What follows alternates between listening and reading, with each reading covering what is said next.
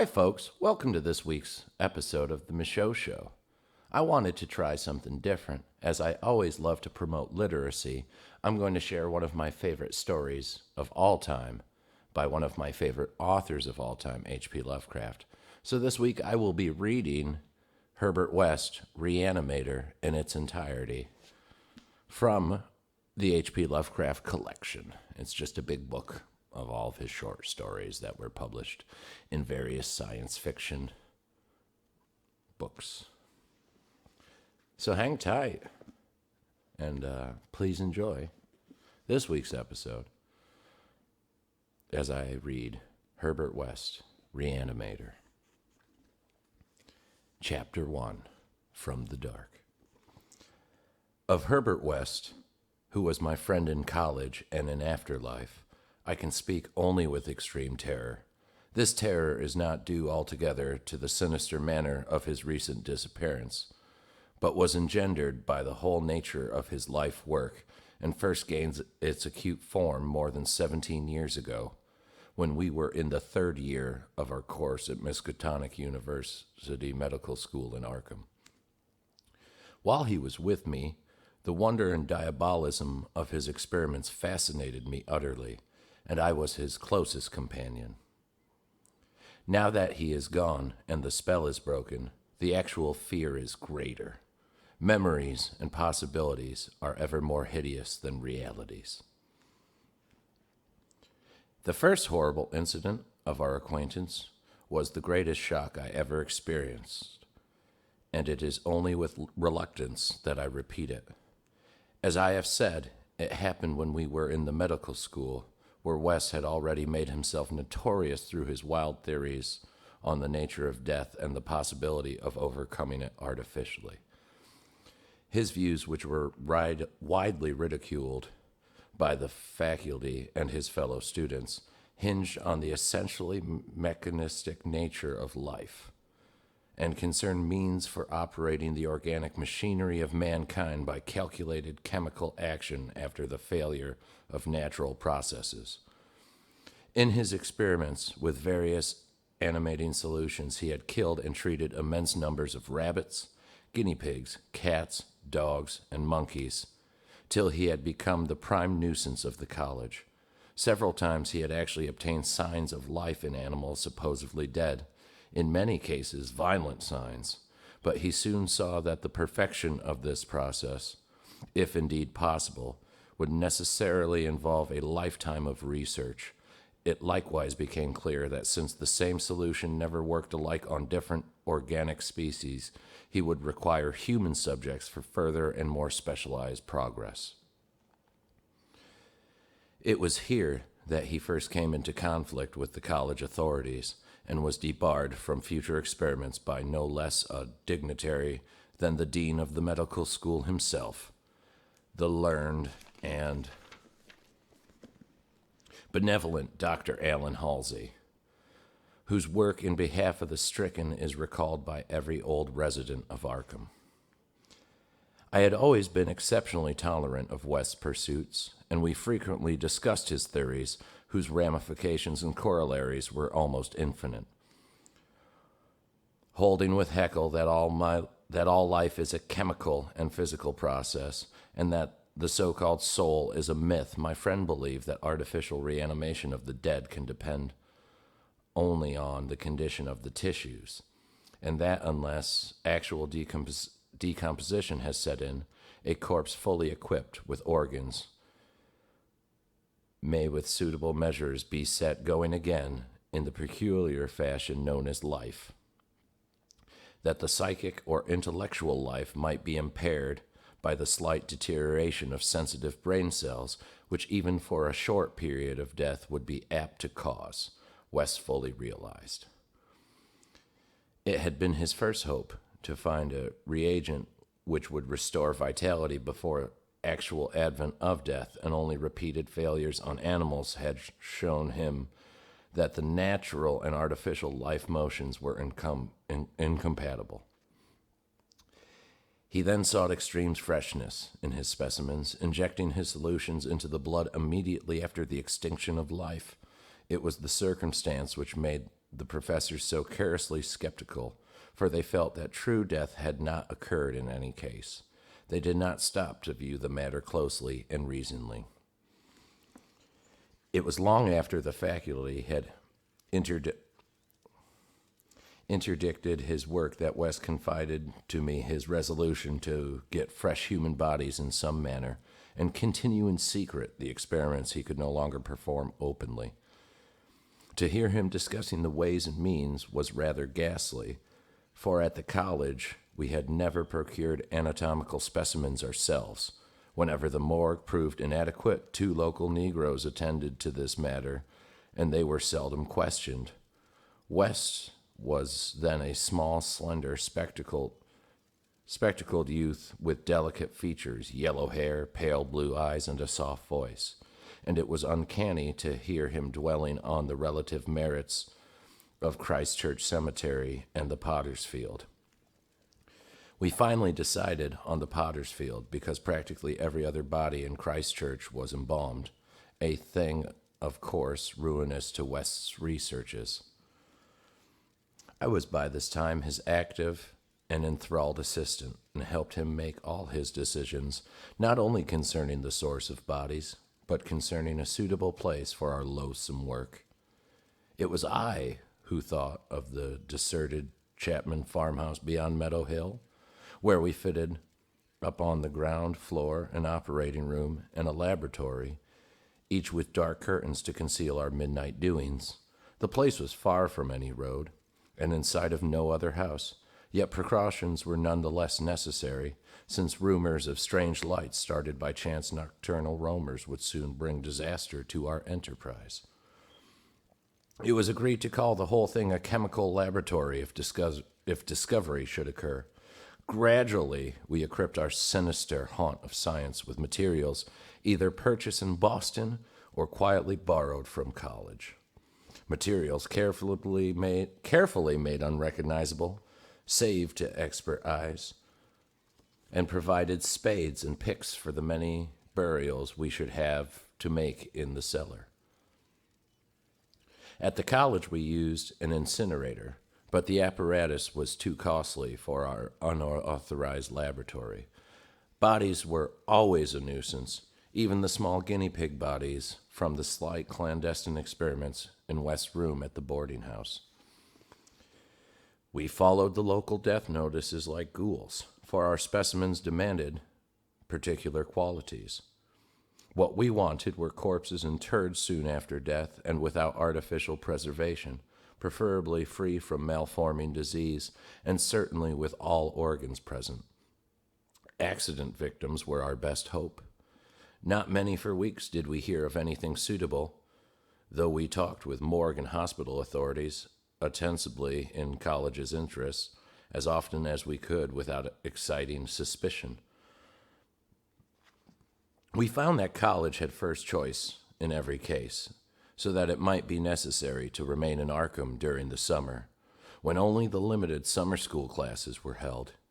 In the end, though, luck favored us, for one day we heard of an almost ideal case in the Potter's Field, a brawny young workman drowned only the morning before in Summers Pond, and buried at the town's expense without delay or embalming. That afternoon we found the new grave and determined to begin work soon after midnight. It was a repulsive task that we undertook in the black small hours, even though we lacked at the time the special horror of graveyards which later experiences brought to us. We carried spades and oiled dark lanterns, for although electric torches were then manufactured, they were not satisfactory as the tungsten contrivances of today. The process of unearthing was slow and sordid. It might have been gruesomely poetical if we had been artists instead of scientists. And we were glad when our spades struck wood. When the pine box was fully uncovered, Wes scrambled down and removed the lid, dragging out and propping up the contents.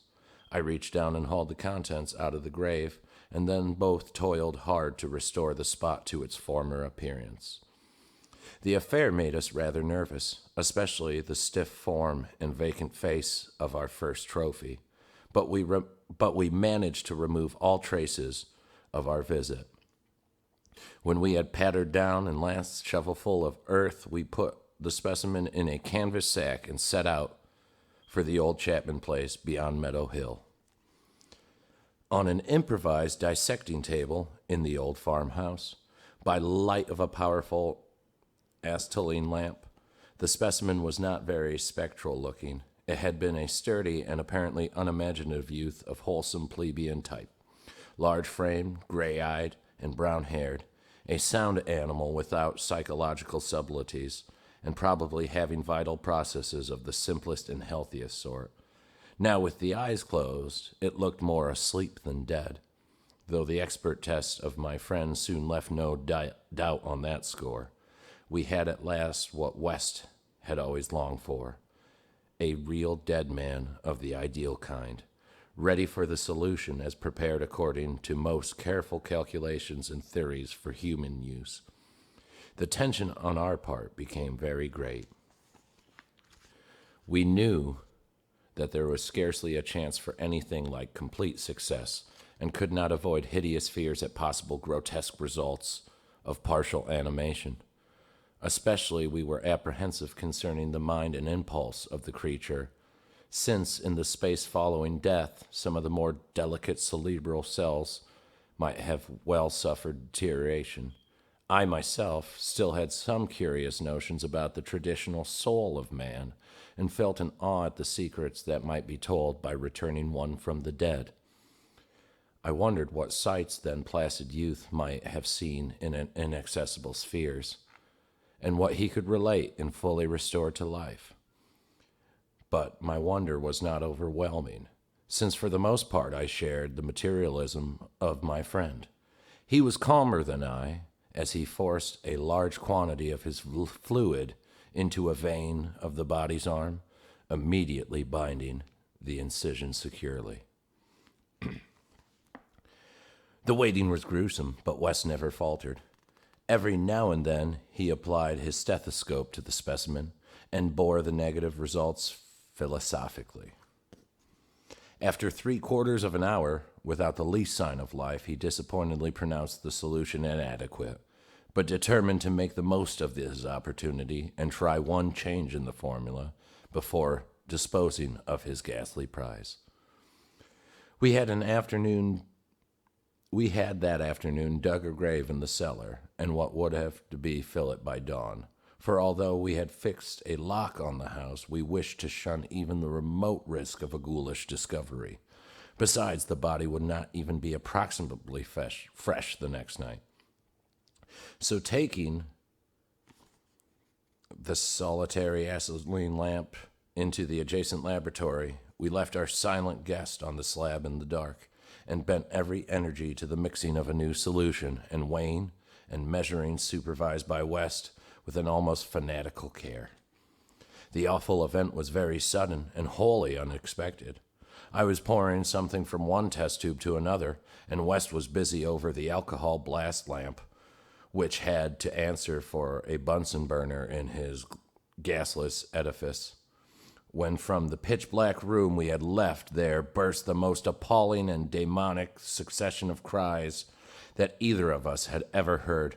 Not more unutterable could have been the chaos of hellish sound if the pit itself had opened to release the agony of the damned, for in one inconceivable cacophony was centered all the supernal terror and unnatural despair of animate nature. Human it could not have been.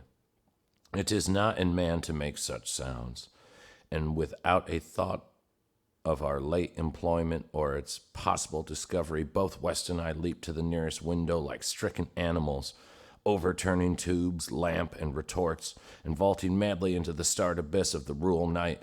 I think we screamed ourselves as we stumbled frantically towards the town, though as we reached the outskirts we put a semblance of restraint, just enough to seem like belated revelers staggering home from a debauch. We did not separate, but managed to get to West's room, where we whispered with the gas up until dawn. By then, we had calmed ourselves a little with rational theories and plans for investigation so that we could sleep through the day, classes being disregarded.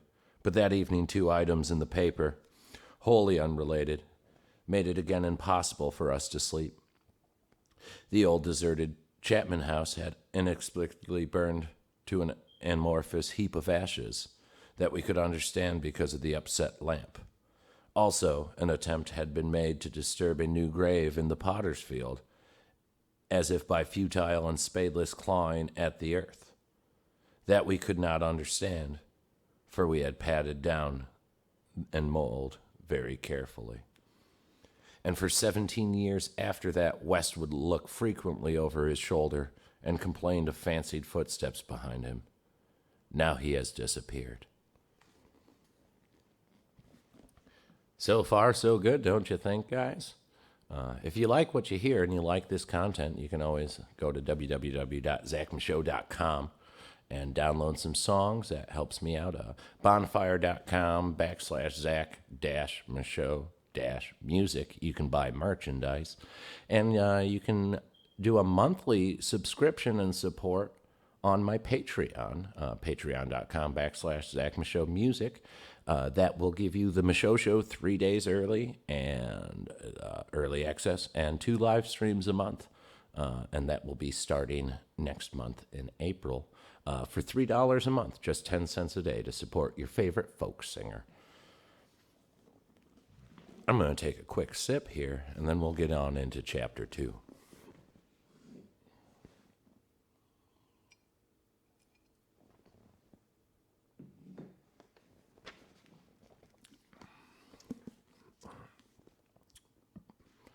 Chapter 2. The Plague Daemon. I shall never forget that hideous summer 16 years ago, when like an anxious Afreet from the halls of Eblis, typhoid stalked leeringly through Arkham. It is a satanic scourge that most recall the year, a truly terror brooded with bat wings over the pile of coffins in the tombs of Christ Church Cemetery. Yet for me there is a greater horror in that time, a horror known to me alone now that Herbert West has disappeared. West and I were doing postgraduate work in summer classes at the medical school of Miskatonic University, and my friend had attained a wide notoriety because of his experiments leading toward the reversification of the dead. After the scientific slaughter of uncounted small animals, the freakish work had ostensibly stopped by order of our skeptical dean, Dr. Alan Halsey. Though West had continued to perform certain secret tests in his dingy boarding house room, and had on one terrible and unforgettable occasion taken a human body from its grave into the porter's field to a deserted farmhouse beyond Meadow Hill. I was with him on that odious occasion and saw him inject into the still veins the elixir which he thought would to some extent restore life's chemical and physical processes. It had ended horribly in a delirium of fear which we gradually came to attribute to our own overwrought nerves. And Wes had never afterward been able to shake off a maddening sensation of being haunted and hunted. The body had not quite been fresh enough. It is obvious to restore normal mental attributes, a body must be very fresh indeed. And a burning of the old house had prevented us from burying the thing. It would have been better if we could have just known it was underground. After the experience, Wes had dropped his researches for some time, but as the zeal of the born scientist slowly returned, he became importunate with the college faculty, pleading for the use of the dissecting room and of fresh human specimens for the work he regarded as so overwhelmingly important. His pleas, however, were wholly in vain, for the decision of Dr. Halsey was inflexible. The other professors all endorsed the verdict of their leader. In the radical theory of reanimation, they saw nothing but the immature vagaries of a youthful enthusiast whose slight form, yellow hair, spectacled blue eyes, and soft voice gave no hint of the supernormal. almost diabolical power of the cold brain within. I can see him now as he was then, and I shiver. He grew sterner of face, but never elderly. And now Sefton Asylum has had the mishap, and West has vanished. West clashed disagreeably with Dr. Halsey near the end of our last undergraduate term in a wordy dispute that did less credit to him than to the kindly dean in point of courtesy. He felt that he was needlessly and irrationally retarded in a supremely great work, a work in which he could, of course, conduct to suit himself in later years. But he wished to begin while still possessed of the exceptional facilities of the university. The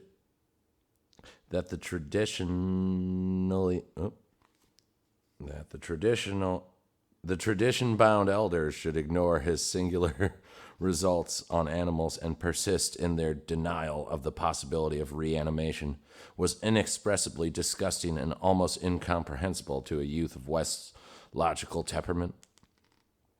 Only greater maturity could help him understand the chronic mental limitations of the professor-doctor type, the product of generations of pathetic puritanism. Kindly, conscientious, and sometimes gentle and amiable, yet always narrow, intolerant, custom-ridden, and lacking in perspective, age has more charity for these incomplete yet high-souled characters whose worst real vice is timidity, and who are ultimately punished by general ridicule for intellectual sins like Ptolemaism, Calvinism, anti-Darwinism, anti-Nietzscheism, and every sort of Sabbatarianism and sumptuary legislation. Man, he uses some words. West, young, despite his marvelous scientific acquirements, had scant patience with good Dr. Halsey to erudite colleagues, and his erudite colleagues, and nursed an increasing resentment, coupled with a desire to prove his theories to these obtuse worthies in some striking and dramatic fashion. Like most youths, he indulged in elaborate daydreams of revenge, triumph, and final magnanimous forgiveness. And then had come to the scourge, grinning and lethal, from the nightmare caverns of Tartarus. Wes and I had graduated about the same time of its beginning, but had remained for additional work at the summer school, so that we were in Arkham when it broke with full demonic fury upon the town. Though not yet as licensed physicians, we now had our degrees and were pressed frantically into public service as the numbers of the stricken grew. The situation was almost past management, and deaths ensured too frequently for the local undertakers fully to handle. Burials without embalming were made in rapid succession, and even the Christchurch Cemetery receiving tomb was crammed with coffins of the unembalmed dead. The circumstance was not without effect on West, who thought often of the irony of the situation. So many fresh specimens, yet none of his persecuted researchers. We were frightfully overworked, and the terrific mental and nervous strain made my friend brood morbidly. But West's gentle enemies were no less harassed with prostrating duties. College had all but closed, and every doctor of the medical faculty was helping to fight the typhoid plague. Dr. Halsey, in particular, had distinguished himself in sacrificing service, applying his extreme skill with wholehearted energy to cases which many others shunned because of danger or apparent hopelessness. Before a month was over, the fearless dean had become a popular hero, though he seemed unconscious of his fame as he struggled to keep from collapsing with physical fatigue and nervous exhaustion. West could not withhold admiration for the fortitude of his foe, but because of this was even more determined to prove to him the truth of his amazing doctrines. Taking advantage of the disorganization of both college work and municipal health regulations, he managed to get a recently deceased body smuggled into the university dissecting room one night, and in my presence injected a new modification of his solution. The thing actually opened its eyes, but only stared at the ceiling with a look of soul-petrifying horror before collapsing into an inertness from which nothing could rouse it. West said it was not fresh enough. The hot summer air does not favor corpses. The time we were almost caught before we incinerated the thing. And West doubted the advisability of repeating his dare misuse of the college laboratory. The peak of the epidemic was reached in August. West and I were almost dead, and Halsey did die on the 14th. The students all attended the hasty funeral on the 15th and brought an impressive wreath, though the latter was quite overshadowed by tributes sent by wealthy Arkham citizens by the municipality itself. It was almost a public affair, for the dean had surely been a public benefactor. After the entombment, we were all somewhat depressed and spent the afternoon at the bar of the commercial house, where West, through shaken by death of his chief opponent, chilled the rest of us with references of his notorious theories. Most of the students went home, or to various duties, as the evening advanced, but West persuaded me to aid him in making a night of it. West's landlady saw us arrive at his room about 2 a.m, with a third man between us, and told her husband that we all had evidently dined and wined rather well. Apparently this acidulous matron was right, for about 3 a.m. the whole house was aroused by cries coming from West's rooms, where when they had broke down the door they found the two of us unconscious on the blood-stained carpet, beat and scratched and mauled, with the broken remnants of West's bottles and instruments around us. Only an open window told of what had become of their assailant, and many wondered how he himself had fared after the terrific leap from the second story to the lawn which he must have made. There were some strange garments in the room, but West, upon regaining consciousness, said they did not belong to the stranger, but they were specimens collected for bacteriological analysis in the course of investigations on the transmission of germ diseases.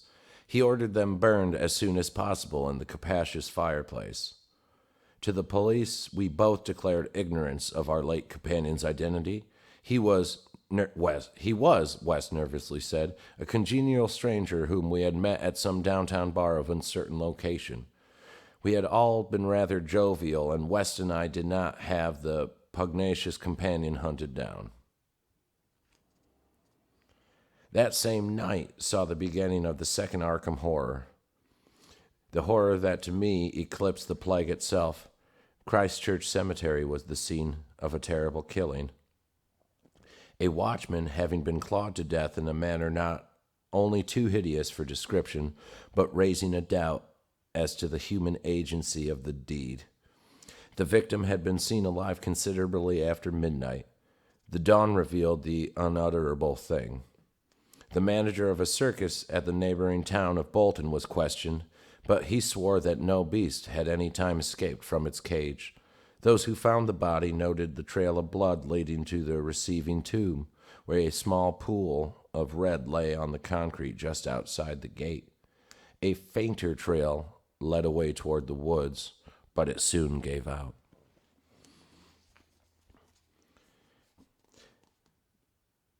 The next night, devils danced on the roofs of Arkham, and unnatural madness howled in the wind.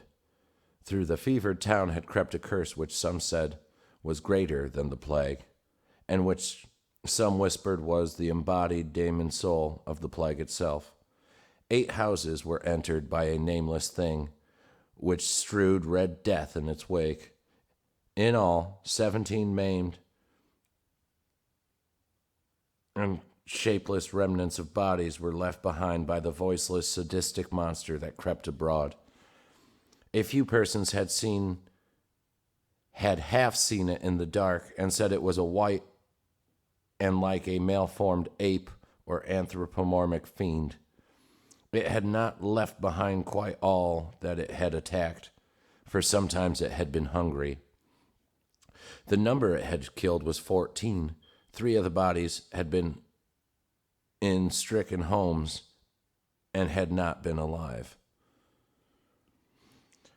On the third night, of frantic bands of searchers, led by police, captured in a house on Crane Street near Miskatonic campus. They had organized the quest with care, keeping in touch by means of volunteer telephone stations, and when someone in the college district had reported hearing a scratching at a shuttered window, the net was quickly spread. On the account of general alarm and precautions, there were only 2 more victims, and the capture was effected without major casualties. The thing was finally stopped by a bullet, though not a fatal one, and was rushed to the local hospital amidst universal excitement and loathing. For it had been a man. This much was clear despite the nauseous eyes, the voiceless Siamonism, and the demonic savagery. They dressed its wound and carted it to the asylum at Sefton, where it beats its head against the wall of a padded cell for 16 years, until the recent mishap, when it escaped under circumstances that few like to mention. What had most disgusted the searchers of Arkham was the thing they noticed when the monster's face was cleaned, the mockingly unbelievable resemblance to a learned and self-sacrificing martyr who had been entombed but 3 days before, the late Dr. Alan Halsey, public benefactor and dean of the medical school of Miskatonic University. To the vanished Herbert West and to me, the disgust and horror were supreme.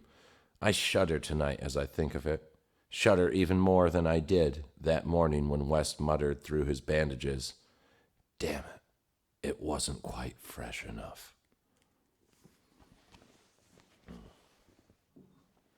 This is fun. I don't know how you guys are feeling watching it right now, but I'm really enjoying reading this story, revisiting this story. We're going to be moving on to chapter 3 after I take a sip right here and throw out that if you like this style of entertainment, want me to continue to do it, hit the like button, leave a comment down below if you'd like more readings, and maybe keep them to short stories, something I can read in like an hour, hour and a half. And yeah, I can do more of these. I kind of like them. I get to sit in a robe and not really do much other than read, so this is nice.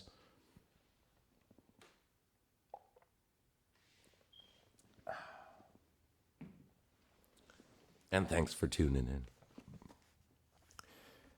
Chapter 3, 6 Shots by Midnight. It is uncommon to fire all 6 shots of a revolver with great suddenness when one would probably be sufficient. But many things in the life of Herbert West were uncommon. It is, for instance, not often that a young physician leaving college is obliged to conceal the principles which guide his selection of a home and office. Yet that was the case with Herbert West. When he and I obtained our degrees at the medical school of Miskatonic University and sought to relieve our poverty by setting up as general practitioners, we took great care not to say that we chose our house because it was fairly well isolated and as near as possible to the potter's field. Reticence such as this is seldom without a cause, nor indeed was ours. For our requirements were those resulting from a life work distinctly unpopular. Outwardly, we were doctors, but beneath the surface were aims of far greater and more terrible moment. For the essence of Herbert West's existence was a quest amid black and forbidden realms of the unknown, in which he hoped to uncover the secret life and restore the perpetual animation, the graveyard's cold clay. Such a quest demands strange materials, among them fresh human bodies, and in order to keep supplied with these indispensable things, one must live quietly and not far from a place of informal internment.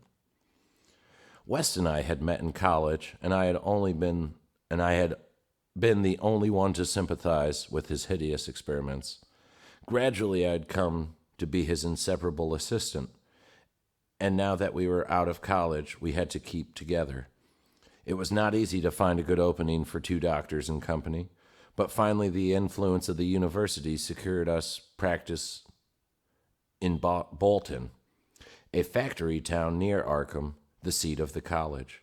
The Bolton Worsted Mills are the largest in Miskatonic Valley, and their polyglot employees are never popular as patients with local physicians. We chose our house with the greatest care, seizing at last on a rather run-down cottage near the end of Pond Street, 5 numbers from the closest neighbor, and separated from local Potter's Field by only a stretch of a meadowland, bisected by a narrow neck of a rather dense forest which lies to the north. The distance was greater than we wished, but we could get no nearer house without going on the other side of the field, wholly out of the factory district. We were not much displeased, however, since there were no people between us and our sinister source of supplies. The walk was a trifle long, but we could haul our silent specimens undisturbed. Our practice was surprisingly large, from the very first, large enough to please most young doctors, and large enough to prove a bore and a burden to students whose real interests lay elsewhere. The mill hands were somewhat turbulent inclinations, and besides their many natural needs, their frequent clashes and stabbing affrays gave us plenty to do. But what actually absorbed our minds was the secret laboratory we had fitted up in the cellar, the laboratory with a long table under the electric lights, where in the small hours of the morning we often injected West's various solutions into the veins of things we dragged from the potter's field. West was experimenting madly to find something which would start man's vital motions anew after they had been stopped by the thing we call death, but had encountered the most ghastly obstacles. The solution had to be different, compounded for different types. What would serve for guinea pigs would not serve for human beings, and different human specimens required large modifications. The bodies had to be exceedingly fresh, or the slight decomposition of brain tissue would render perfect reanimation impossible. Indeed, the greatest problem was to get them fresh enough. West had horrible experiences during his secret college researches with corpses of doubtful vintage. The results of partial or imperfect animation were much more hideous than were total failures. Then we both held fearsome recollections of such things. Ever since our first demonic session in the deserted farmhouse of Meadow Hill in Arkham, we had felt a brooding menace, and West, through a calm, blonde, blue-eyed, scientific automation in most respects, often confessed to a shuddering sensation of a stealthy pursuit. He had felt that he was followed, a psychological delusion of shaken nerves, enhanced by an undeniably disturbing fact that at least one of our reanimated specimens was still alive. A frightful carnivorous thing padded in a cell at Sefton. There was another, our first, whose exact fate we had never learned. We had fair luck with specimens in Bolton, much better than in Arkham. We had not been settled a week before we got an accident victim on the very night of burial, and made it open its eyes with amazingly rational expression before solution failed. It had lost an arm. If it had been perfect body, we might have succeeded better. Between then and the next January, we secured 3 more. 1 total failure, 1 case of marked muscular motion, and 1 rather shivery thing. It rose of itself and uttered a sound. Then came a period of luck. Was poor. Interments fell off, and those that did occur were of specimens either too diseased or too maimed for use. We kept track of all the deaths and their circumstances with systematic care. One March night, however, we unexpectedly obtained a specimen which did not come from the potter's field. In Bolton, the prevailing spirit of Puritanism had outlawed the sport of boxing, with the usual result. Surreptitious and ill-conducted bouts among the mill workers were common, and occasionally professional talent of low grade was imported. This late winter night, there had been such a match, evidently with disastrous results, since two timorous Poles had come to us with incoherently whispered entreaties to attend to a very secret and desperate case. We followed them to an abandoned barn, where the remains of a crowd of frightened foreigners were watching a silent black form on the floor. The match had been between Kid O'Brien, a lubberly and now quaking youth with an almost un-Hibernian hooked nose, and Buck Robinson, the Harlem Smoke. The Negro had been knocked out, and a moment's examination shrewd us that he'd be permanently remained so. He was a loathsome gorilla-like thing with abnormally long arms which I could not help calling 4 legs, and a face that conjured up thoughts of unspeakable Congo secrets and tom-tom poundings under an eerie moon. The body must have looked even worse in life, but the world holds many ugly things. Fear was upon the whole pitiful crowd, for they did not know what the law would expect of them if the affair were not hushed up, and they were grateful when West, in spite of my involuntary shudders, offered to get rid of the thing quietly, for a purpose I knew too well. There was bright moonlight over the snowless landscape, but we dressed the thing and carried it home between us through the deserted streets and meadows, as we had carried a similar thing one horrible night in Arkham. We approached the house from the field in the rear, took the specimen in the back door and down the cellar stairs, and prepared it for the usual experiment. Our fear of the police was absurdly great, though we had timed our trip to avoid the solitary patrolman of that section. The result was wearily anticlimactic.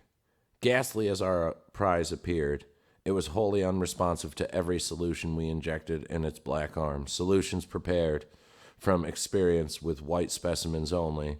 So as the hour grew dangerously near to dawn, we did as we had done with the others, dragged the thing across the meadows to the neck of the woods near the potter's field, and buried it there with the best sort of grave frozen ground would furnish.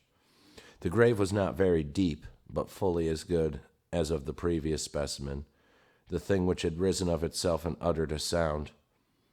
In the light of our dark lanterns, we carefully covered it with leaves and dead vines, fairly certain that the police would never find it in a forest so dim and dense.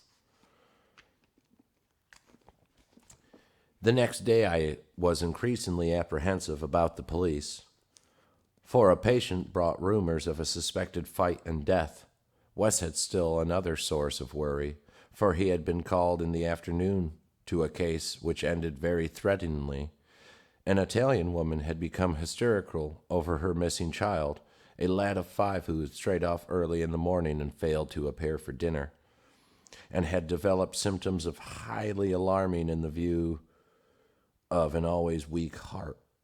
It was a very foolish hysteria, for the boy had often run away before, but Italian peasants were exceedingly superstitious, and this woman seemed as much harassed by omens as by facts. About 7 o'clock in the evening she had died, and her frantic husband had made a frightful scene in his efforts to kill West, whom he wildly blamed for not saving her life. Friends had held him where he drew a stiletto, but West departed amidst its inhuman shrieks, curses, and oaths of vengeance. In his latest affliction, the fellow seemed to have forgotten his child, who was still missing as the night advanced.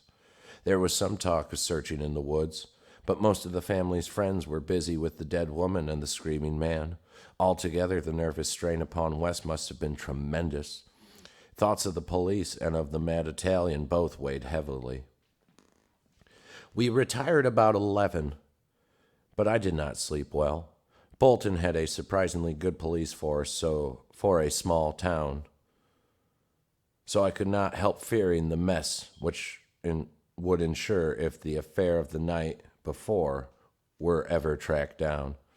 It might mean the end of all of our local work, and perhaps prison for both West and me. I did not like those rumors of a fight which were floating about. After the clock had struck 3, the moon shone in my eyes. But I turned over without rising to pull down the shade.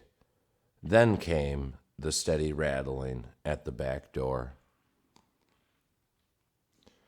I lay still and somewhat dazed, but before long heard West's rap on my door. He was clad in dressing gown and slippers, and had in his hands a revolver with an electric flashlight. From the revolver I knew that he was thinking more of crazed Italian than of the police. "We'd better both go," he whispered. "It wouldn't do not to answer it anyway, and it may be patient. It would be like one of those fools to try the back door."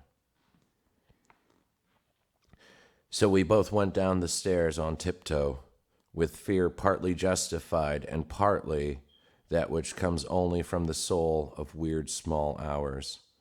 The rattling continued, growing somewhat louder. When we reached the door, I cautiously unbolted it and threw it open. And as the moon streamed revealingly down on the form silhouetted there, West did a particular thing. Despite the obvious danger of attracting notice and bringing down our heads the dreaded police investigation, a thing which after all was mercifully averted by the relative isolation of our cottage, my friend suddenly, excitedly, and unnecessarily emptied all 6 chambers of his revolver into the nocturnal visitor.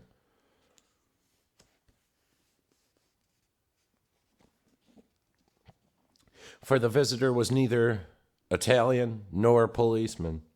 Looming hideously against the spectral moon was a gigantic misshapen thing, not to be imagined save in nightmares.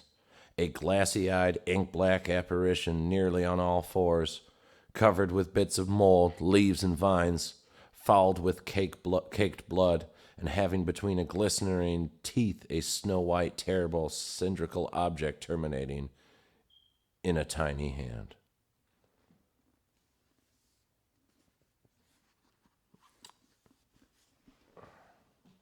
Taking a sip, moving on to chapter 4.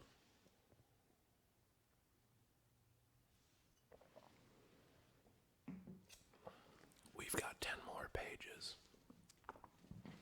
Thanks for sticking up with me. If you do like this, leave a comment down below if you have suggestions of things I could do for the show. If you're interested in advertising, you can email me at zachmichaudmusic@gmail.com to find out further details. Zach Michaud Music at Instagram, Zach Michaud Music for my Patreon, all sorts of good stuff. On to chapter 4. The scream of a dead man gave to me that acute and added horror of Dr. Herbert West which harassed the latter years of our companionship. It is natural that such a thing as a dead man's scream should give horror, for it is obviously not a pleasing or ordinary occurrence. But I was used to similar experiences, hence suffered on this occasion only because of a particular circumstance. And as I have implied, it was not of the dead man himself that I became afraid. Herbert West, whose associate and assistant I was, possessed scientific interests far beyond the usual routine of a village physician. That was why, when establishing his practice in Bolton, he had chosen an isolated house near the potter's field, briefly and brutally stated. West's sole absorbing interest was a secret study of the phenomena of life and its succession, leading toward the reanimation of the dead through injections of an exudant solution. For this ghastly experimenting, it was necessary to have constant supply of very fresh human bodies. Very fresh because even the least decay hopelessly damaged the brain structure, and human we found that the solution had to be compounded differently for different types of organisms. Scores of rabbits and guinea pigs had been killed and treated, but their trial was a blind one. West had never fully succeeded because he had never been able to secure a corpse sufficiently fresh. What he wanted were bodies from which vitality had just only departed. Bodies with every cell intact and capable of receiving again the impulse toward that mode of motion called life. There was hope that this second and artificial life might be made perpetual by repetitions of the injection, but we had learned that the ordinary natural life would not respond to the action. To establish the artificial motion, natural life must be extinct. The specimens must be very fresh, but genuinely dead. The awesome quest had begun when West and I were students at Miskatonic University Medical School in Arkham, vividly conscious for the first time of the thoroughly mechanical nature of life. That was 7 years before, but West looked scarcely a day older now.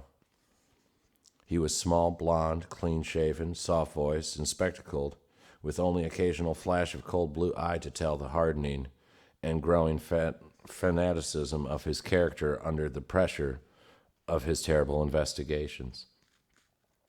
Our experiences had often been hideous in the extreme, the results of defective reanimation when lumps of graveyard clay had been galvanized into morbid, unnatural, and brainless motion by various modifications of the vital solution.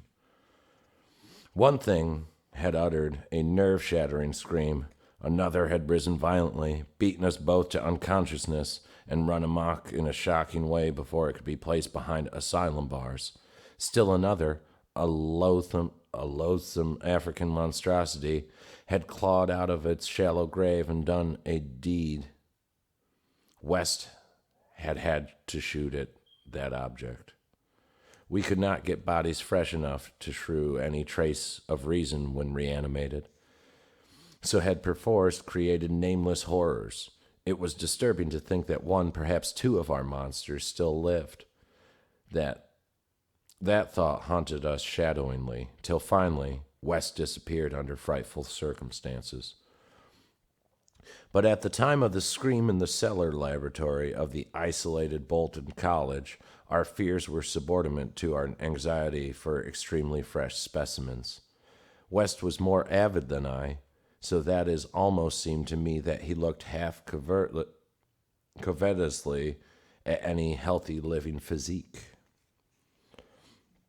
It was July 1910 that the bad luck regarding specimens began to turn. I had been on a long visit to my parents in Illinois, and upon return found West in a state of singular elation. He told me excitedly, in all likelihood, solved the problem of freshness through an approach from an entirely new angle, that of artificial preservation. I had known that he was working on a new and highly unusual embalming compound, and was not surprised that it had turned out well, but until he explained the details, I was rather puzzled as to how such a compound could help in our work, since the objectionable staleness of the specimens was largely due to delay occurring before we secured them. This, I now saw, West had clearly recognized, creating his embalming compound for further rather than immediate use, and trusting fate to supply again some very recent and unburied corpse, as it had years before when we obtained the Negro killed in the Bolton prize fight.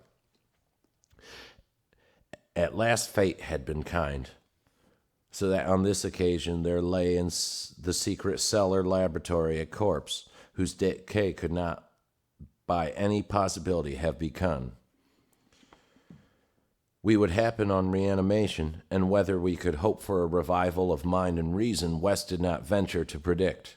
The experiment would be a landmark in our studies, and he had saved the new body for my return so that both might share the spectacle in accustomed fashion.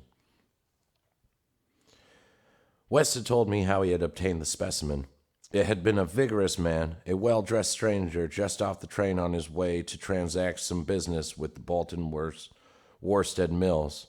The walk through town had been long, and by the time the traveler paused at our cottage to ask the way to the factories, his heart had become greatly overtaxed. He had refused a stimulant and had suddenly dropped dead only a moment later. The body, as might be expected, seemed to West a heaven-sent gift. In his brief conversation, the stranger had made it clear that he was unknown in Bolton, and a search of his pockets subsequently revealed him to be one Robert Levitt of St. Louis, apparently without a family to make instant inquiries about his disappearance. If this man could not be restored to life, no one would know of our experiment. We buried our materials in a dense strip of woods between the house and the potter's field. If, on the other hand, he could be restored, our fame would be brilliantly and perpetually established. So without delay, West had injected into the body's wrist the compound which would hold it fresh for use after my arrival. The matter of the presumably weak heart, which to my mind imperiled the success of our experiment, did not appear to trouble West extensively. He hoped at last to obtain what he had never obtained before, a rekindled spark of reason and perhaps a normal living creature. So on the night of July 18th, 1910, Herbert West and I stood in the cellar laboratory and gazed at a white, silent figure beneath a dazzling arc light. The embalming compound had worked uncannily well, for as I stared fascinatedly at the sturdy frame which had lain 2 weeks without stiffening, I was moved to seek West's assurance that the thing was really dead. This assurance he gave readily enough, reminding me that reanimating solution was never used without careful tests as to life, since it could have no effect if any of the original vitality were present.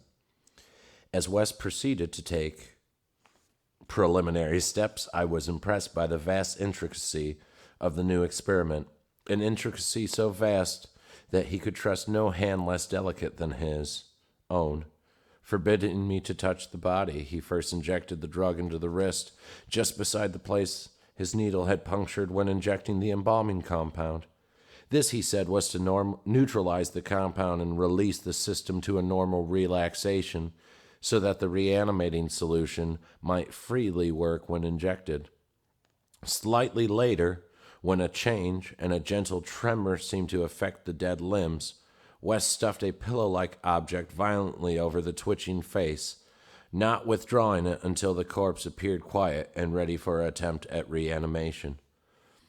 The pale enthusiast now applied some last perfunctory tests for absolute lifelessness, withdrew satisfied, and finally injected into the left arm and accurately measured the amount of the vital elixir, prepared during the afternoon with a greater care than we had used since the college days, when our feet were new and groping. I cannot express the wild, breathless suspense with which we waited for results on this first really fresh specimen, the first we could reasonably expect to open its lips in rational speech, perhaps to tell of what it had seen beyond the unfathomable abyss. West is a materialist, believing in no soul and attributing all the working of consciousness to bodily phenomena. Consequently, he looked for no revelation of hideous secrets from gulfs and caverns beyond death's barrier. I did not wholly disagree with him theoretically, yet held vague instinctive remnants of the primitive faith of my forefathers, so that I could not help eyeing the corpse with a certain amount of awe and terrible expectation. Besides, I could not extract from my memory that hideous, inhumane shriek we heard on the night we tried our first experiment in the deserted farmhouse at Arkham. Very little time had elapsed before I saw the attempt was not to be a total failure. A touch of color came to cheeks here, though chalk white, and spread out under the curiously ample stubble of sandy beard. West, who had his hand on the pulse of the left wrist, suddenly nodded significantly, and almost simultaneously a mist appeared on the mirror inclined above the body's mouth. There followed a few spasmodic muscular motions, and then an audible breathing and a visible motion of chest. I looked at the closed eyelids and thought I detected a quivering. Then the lids opened, shrewing eyes which were gray, calm, and alive, but still unintelligent and not even curious. In a moment of fantastic whim, I whispered questions to the reddening ears, questions of other worlds of which memory might still be present. Subsequent terror drove them from my mind, but I think the last one, which I repeated as, "Where have you been?" I do not yet know whether I was answered or not, for no sound came from the well-shaped mouth, but I do know that the moment I firmly thought the thin lips moved silently, forming syllables I would have vocalized as "only now," if that phrase had possessed any sense of relevancy. At that moment, as I say, I was elated with the conviction that the one great goal had been attained, and that for the first time in reanimated corpse had uttered distinct words impelled by actual reason. In the next moment there was no doubt about the triumph, no doubt that the solution had truly accomplished, at least temporarily, its full mission of restoring the greatest of all horrors. Not horror of the thing that spoke, but of the deed that I had witnessed and of the man with whom my professional fortunes were joined. For that very fresh body, at last writhing into full and terrifying consciousness, with eyes dilated at the memory of its last scene on earth, threw out its frantic hands in the life and death struggle within the air, and suddenly collapsing out the cry that will ring eternally in my aching brain. "Help! Keep off, you cursed little low towhead fiend! Keep that damn needle away from me!" Chapter 5. Many men have related hideous things, not mentioned in print, which happened on the battlefields of the Great War. Some of these things have made me faint. Others have convulsed me with devastating nausea, while still others have made me tremble and look behind me in the dark. Yet, despite the worst of them, I believe I can myself relate the most hideous thing of all, the shocking, the unnatural, the unbearable horror from the shadows. In 1915, I was a physician with the rank of first lieutenant in a Canadian regiment in Flanders, one of many Americans to precede the government itself into gigantic struggle. I had not entered the army on my own initiative, but rather as a natural result of enlistment of the man whose indispensable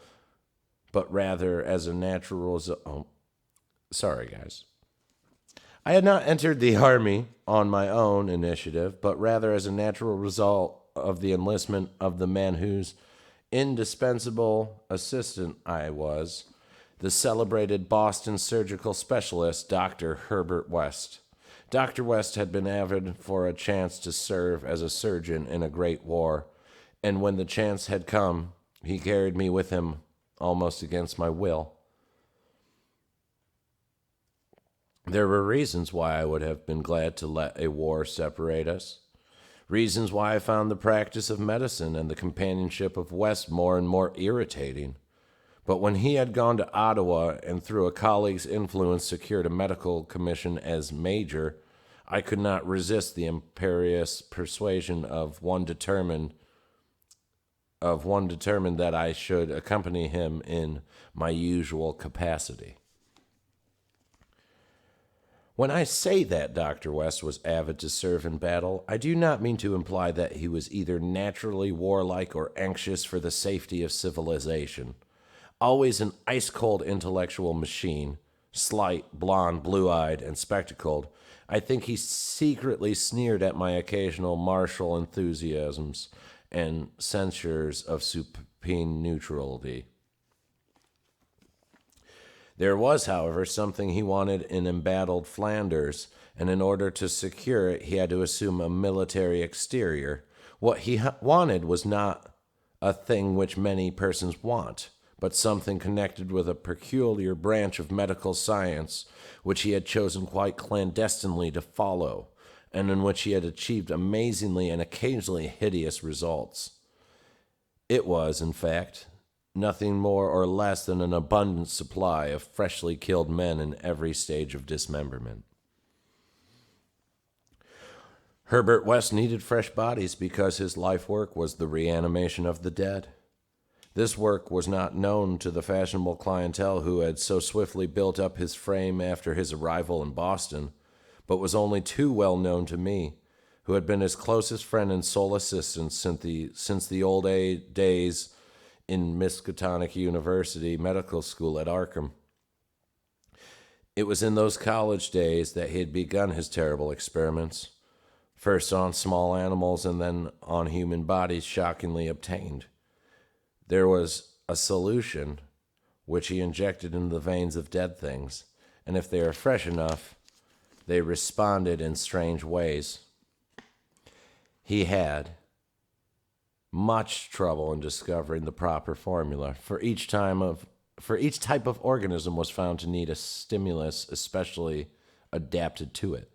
Terror stalked him when he reflected on his partial failures, nameless things resulting from imperfect solutions or from bodies insufficiently fresh. A certain number of these failures remained alive. One was in an asylum while others had vanished.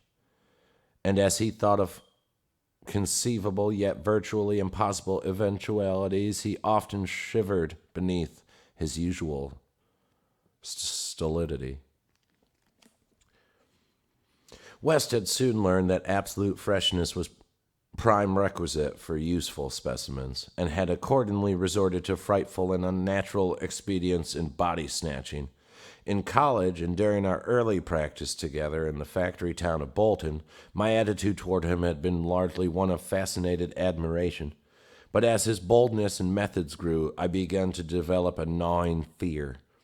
I did not like the way he looked at healthy living bodies, and then there came a nightmare session in the cellar laboratory when I learned that a certain specimen had been a living body when he secured it. That was the first time he had ever been able to revive the quality of rational thought in a corpse, and his success, obtained such a loathsome cost, had completely hardened him. Of his methods in the interviewing 5 years I dare not speak. I was held to him by sheer force of fear, and witnessed sights that no human tongue could repeat. Gradually, I came to find Herbert West himself more horrible than anything he did. That was when it dawned on me that his once normal scientific zeal for prolonging life had suddenly degenerated into mere morbid and ghoulish curiosity and secret sense of charnel picturesqueness. His interest became a hellish and perverse addiction to the repellently and fiendishly abnormal. He gloated calmly over artificial monstrosities which would make most healthy men drop dead from fright and disgust. He became, behind his pallid intellectually, a fastidious Baudelaire of physical experiment, a languid Elagabalus of the tombs. Man, he uses so many big words. Dangers he met unflinchingly. Crimes he committed unmoved. I think the climax came when he proved his point that rational life can be restored, and had sought new worlds to conquer by experimenting on the reanimation of detached parts of bodies. He had wild and original ideas on the independent vital properties of organic cells and nerve tissue separated from natural physiological systems, and achieved some hideous preliminary results in the form of never-dying, artificially nourished tissue obtained from the nearly hatched eggs of an indescribable tropic reptile. 2 biological points he was exceedingly anxious to settle. First, whether any amount of consciousness and rational action be possible without the brain proceeding from the spinal cord and various nerve centers. The second, whether any kind of ethereal, intangible relation distinct from material cells may exist to link and surgically separated parts of what had previously been a single living organism. All this research work required a prodigious supply of freshly slaughtered human flesh, and that is why Herbert West had entered the Great War. The phantasmal, unmentionable thing occurred one midnight late in March 1915. In a field hospital behind the lines at St. Eloi. I wonder even now if I could have been other than a demonic dream of delirium. West had a private laboratory in an east room of a barn-like temporary edifice, assigned him on his plea that he was devising new and radical methods for the treatment of hitherto hopeless cases of maiming. There he worked like a butcher in the midst of his gory wares. I could never get used to the levity with which he handled and classified certain things. At times he actually did perform marvels of surgery for the soldiers, but his chief delights were of a less public and philanthropic kind, requiring many explanations of sounds which seemed peculiar even amidst the babble of the damned. Among these sounds were frequent revolver shots, surely not uncommon on a battlefield, but distinctly uncommon in a hospital. Dr. West's reanimated specimens were not meant for long existence or a large audience. Besides, human tissue, West employed much of a reptile embryo tissue, which he had cultivated with such singular results. It was better than human material for maintaining life in organless fragments, and that was now my friend's chief activity. In a dark corner of the laboratory, over a queer incubating burner, he kept a large covered vat full of reptilian cell matter, which multiplied and grew puffily and hideously. On the night of which I speak, we had a splendid new specimen, a man at once physically powerful and such high mentality that sensitive nervous system was assured. It was rather ironic, for he was the officer who had helped West to his commission, and who was now to have been our associate. Moreover, he had been in past secretly studied the theory of reanimation to some extent under West. Major Sir Eric Moreland, Clapham Lee, DSO, was the greatest surgeon in our division, and had been hastily assigned to St. Eloi sector when the news of the heavy fighting reached headquarters. He had come in an airplane piloted by the intrepid Lieutenant Ronald Hill, only to be shot down when directly over his destination. The fall had been spectacular and awful. Hill was unrecognizable afterward, but the wreck yielded up the great surgeon in a nearly decapitated but otherwise intact condition. West had greedily seized the lifeless thing which had once been his friend and fellow scholar, and I shuddered when he finished severing the head, placed it in a hellish vat of pulpy reptile tissue to preserve it for future experiments, and proceeded to treat the decapitated body on the operating table. He injected new blood, joined certain veins, arteries, and nerves at the headless neck, and closed the ghastly aperture with engrafted skin from an unidentified specimen which had borne an officer's uniform. I knew what he had wanted, to see if this highly organized body could exhibit without its head any of the signs of mental life which had distinguished Sir Eric Moreland Clapham Lee. Once a student of reanimation, this silent trunk was now gruesomely called upon to exemplify it.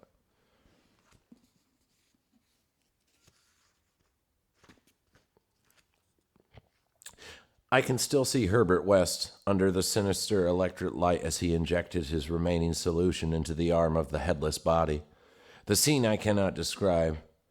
I should faint if I tried it, for there is madness in a room full of classified charnel things, with blood and lesser human debris almost ankle deep on the slimy floor, and with hideous reptilian abnormalities sprouting, bubbling, and baking over a winking bluish-green specter of dim flame in a far corner of black shadows. The specimen, as West repeatedly observed, had a splendid nervous system. Much was expected of it, and as few twitching motions began to appear, I could see the feverish interest on West's face. He was ready, I think, to see proof of his increasingly strong opinion that consciousness, reason, and personality can exist independently of the brain, that man has no central connective spirit, but is merely a machine of nervous matter, each section more or less complete in itself. In one triumphant demonstration, West was about to relegate the mystery of life to the category of myth. The body now twitched more vigorously, and beneath our avid eyes commenced to heave in a frightful way. The arms stirred disquietingly. The legs drew up, the various muscles contracted in a repulsive kind of writhing. Then the headless thing threw out its arms in a gesture in which, unmistakably one of desperation, an intelligent desperation apparently sufficient to prove every theory of Herbert West. Certainly the nerves were recalling the man's last act of life, the struggle to get free from the falling airplane. What followed, I shall never positively know. It may have been wholly an hallucination from the shock caused at that instant by the sudden and complete destruction of the building in a cataclysm of German shell fire. Who can gainsay it? Since West and I were the only proved survivors, West liked to think that before the recent disappearance there were times he could not. For it was queer that we both had the same hallucination. The hideous occurrence, it was very simple, notable only for what it implied. The body on the table had risen with a blind and terrible groping, and we had heard a sound. I should not call that sound a voice, for it was too awful, and yet its timbre was not the most awful thing about it. Neither was its message. It merely had screamed, "Jump, Ronald, for God's sake, jump!" The awful thing was its source, for it had come from the large covered vat and ghoulish corner, crawling black shadows.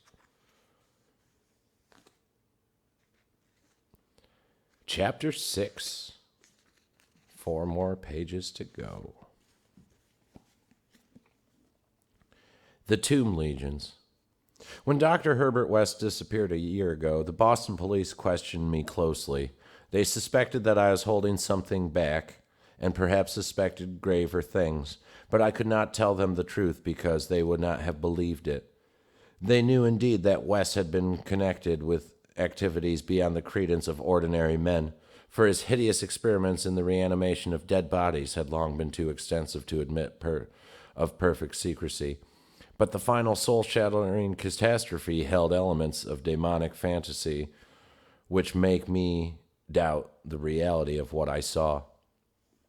I was West's closest friend and only confidential assistant. We had met years before in a medical school, and from first I had shared his terrible researches. He had slowly tried to perfect a solution which, injected into the veins of the newly deceased, would restore life, a labor demanding an abundance of fresh corpses and therefore involving the most unnatural actions. Still more shocking were the products of some of the experiments, grisly masses of flesh that had been dead but that West waked to a blind, brainless, nauseous animation. There were the usual results, for in order to reawaken the mind it was necessary to have the specimens so absolutely fresh that no decay could possibly affect the delicate brain cells.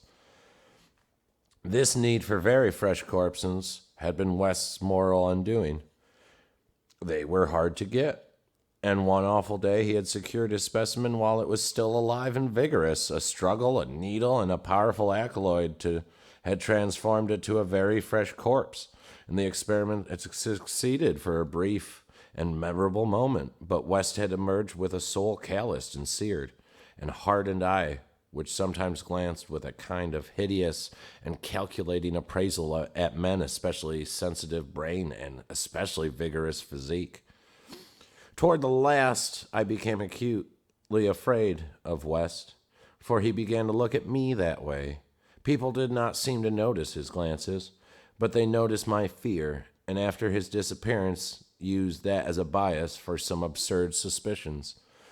West, in reality, was more afraid than I, for his abdominal pursuits entailed a life of furtiveness and dread of every shadow. Partly it was the police he feared, but sometimes his nervousness was deeper and more nebulous, touching on certain indescribable things in which he had injected a morbid life and form which he had not seen that life depart. He finished his experiments with a revolver, but a few times he had not been quick enough. There was the first specimen, on whose rifled grave marks of clawing were later seen. There was also that Arkham professor's body, which had done cannibal things before it had been captured and thrust unidentified into a madhouse cell at Sefton, where it beat the walls for 16 years. Most of the other possibly surviving results were things less easy to speak of, for in later years West's scientific zeal had degenerated to unhealthy and fanatic mania, and he had spent his chief skill in vitalizing not entire human bodies, but isolated parts of bodies or parts joined to organic matter other than human. It had become fiendishly disgusting by the time he disappeared. Many of the experiments couldn't even be hinted at in print. The Great War, through which both of us served as surgeons, had intensified this side of West. In saying that West's fear of his specimens was nebulous, I have in mind particularly its complex nature. Part of it came merely from knowing of the existence of such nameless monsters, while another part arose from apprehension of the bodily harm they might under circumstances do him. Their disappearance added horror to the situation. Of them all, West knew the whereabouts of only one, the pitiful asylum thing. Then there was a more subtle fear, a very fantastic sensation resulting from a curious experiment in the Canadian Army in 1915. West, in the midst of a severe battle, had reanimated Major Sir Eric Moreland Chapman Lee, DSO, a fellow physician who knew about his experiments and could have duplicated them. The head had been removed so that the possibilities of quasi-intelligent life in the trunk might be investigated, but just as the building wiped out by German shell, there had been such success. The trunk had moved intelligently and unbelievably to relate. They were both sickeningly sure that articulate sound had come from the detached head as it lay in a shadowy corner of the laboratory. The shell had been merciful in a way, but West could never feel as certain as he wished that they too were the only survivors. He used to make shuddering conjectures about the possible actions of a headless physician with power of reanimating the dead. West's last quarters were an unvenerable house of much elegance overlooking one of the oldest burying grounds in Boston. He had chosen the place for purely symbolic and fantastically aesthetic reasons, since most of the interments were of the colonial period and therefore of little use to scientists seeking very fresh bodies. The laboratory was in subcellar secretly constructed by imported workmen and contained a huge incinerator for the quiet and completed disposal of such bodies, or fragments, and synthetic mockeries of bodies, as might remain from the morbid experiments and unhallowed amusements of the owner.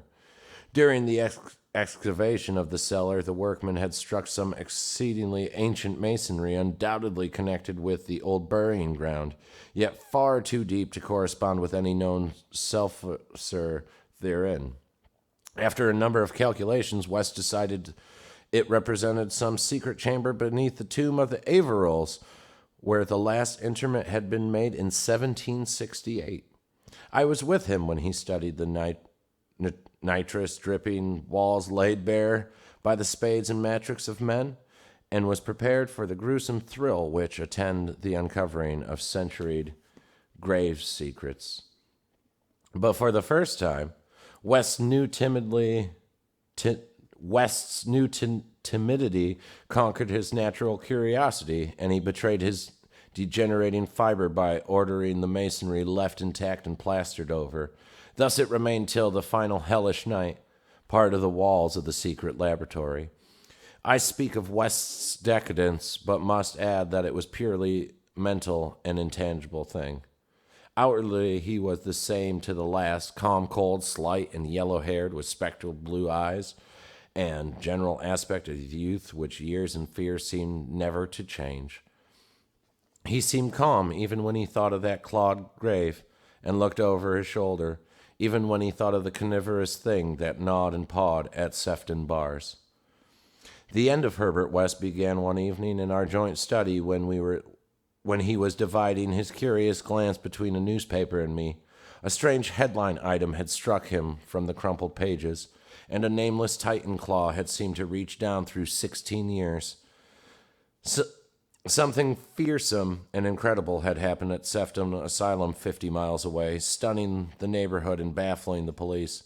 In the small hours of the morning, a body of silent men entered the grounds, and their leader had aroused the attendants. He was menacing military figure who talked without moving his lips, whose voice seemed almost ventriloquently connected with an immense black case he carried. His expressionless face was handsome to the point of radiant beauty, but had shocked the superintendent when the hall light fell on it. For it was the face with eyes of painted glass. Some nameless accident had befallen this man. A large man guided his steps, a repellent hulk whose bluish face seemed half eaten away by some unknown malady. The speaker had asked for the custody and the cannibal monster committed it from Arkham 16 years before, and upon being refused gave a signal which precipitated a shocking riot. The fiends had beaten, trampled, and bitten every attendant who did not flee, killing 4 and finally succeeding the liberation of the monster. Those victims who could not recall the event without hysteria swore that the creatures had acted less like men than like unthinkable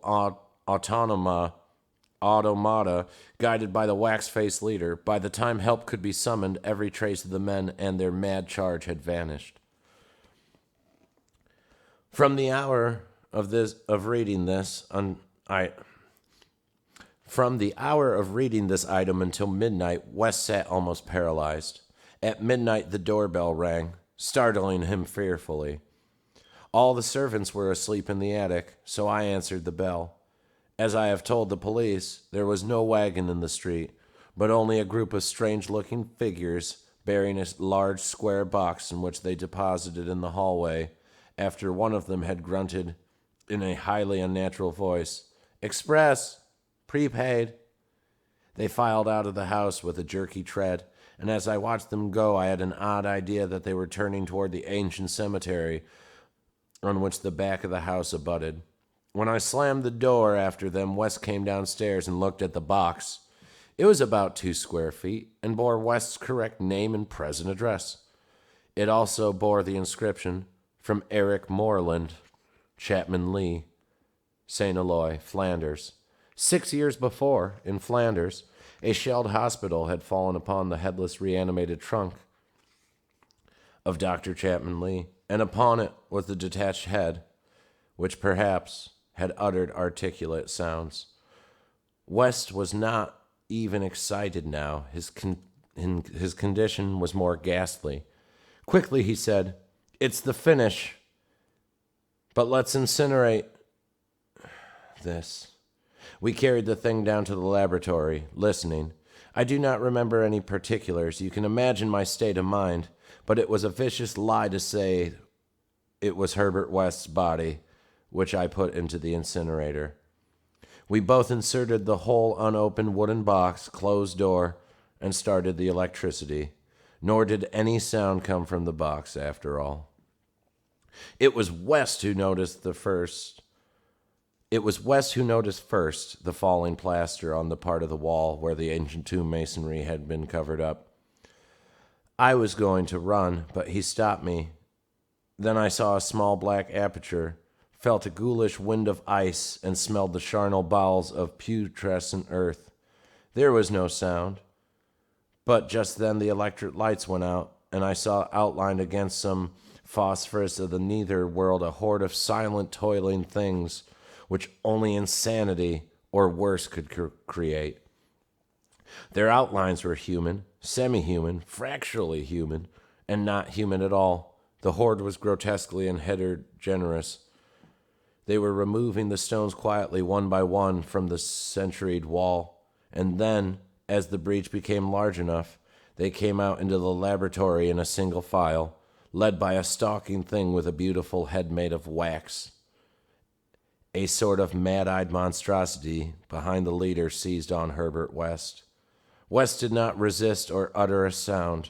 Then they all sprang at him and tore him to pieces before my eyes, bearing the fragments away into that subterranean vault of fabulous abominations. West's head was carried off by the wax-headed leader, who wore a Canadian officer's uniform. As it disappeared, I saw the blue eyes behind the spectacles were hideously blazing with their first touch of frantic, visible emotion. Servants found me unconscious in the morning. West was gone. The incinerator contained only unidentifiable ashes.